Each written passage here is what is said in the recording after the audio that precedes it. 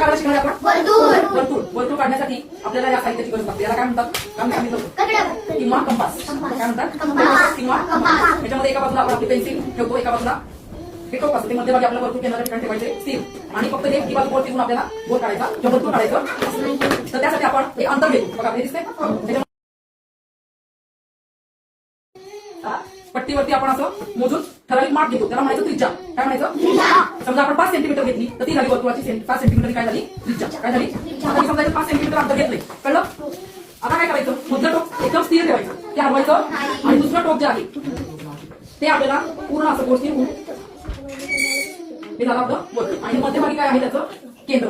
जिथे आपण कर्कटाचं तुमचं टोक असणार आहे ते काय झालं? केंद्र. तिथून आपण आता किती अंतर घेतलं होतं? 5. हे अंतर किती झालं?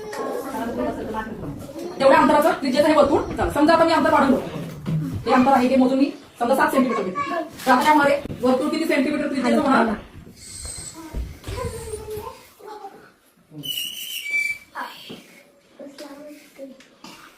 किती सेंटीमीटर त्रिज्याचं झालं हे? किती झालं आता हे? 60. याला काय म्हणायचं आपण? त्रिज्या. काय म्हणायचं? हे काय सांगितलं होतं मी? आणि ही काय झाली? 7 सेंटीमीटर काय झाली आपली?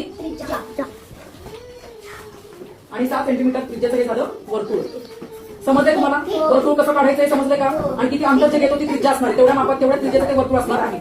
मला तुम्ही काय करायचंय की वर्तुळ काढण्यासाठी तुमच्याकडे आहे कंपास, त्याच्यामध्ये तुम्ही पेन्सिल एका बाजूला ठेवायची. आणि महत्वाची गोष्ट आहे लक्षात ठेवायची ती म्हणजे दोन्ही टोकं सेम आली पाहिजे. असं एक टोक आत नाही गेलं पाहिजे. हे टेक जेव्हा तुम्ही वहीवरती असं ठेवाल तेव्हा दोन्ही टोकं अशी बरोबर टेकली पाहिजे.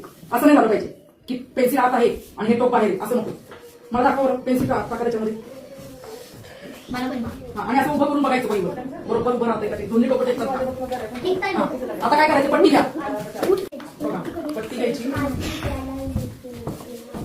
सेंटीमीटरच्या खुणा माहिती, इथून स्टार्ट करायचं. आणि समजा आता 5 सेंटीमीटर सांगितलं,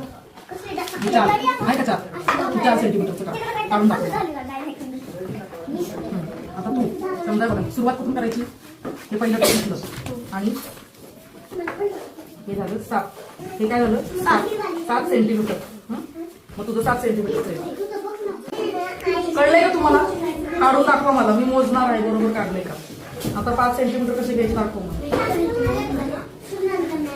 पट्टी काढीच ठेव, इथं उभं असं ते उभं कर आणि 5 पर्यंत असं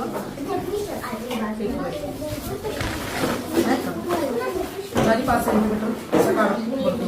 काढणार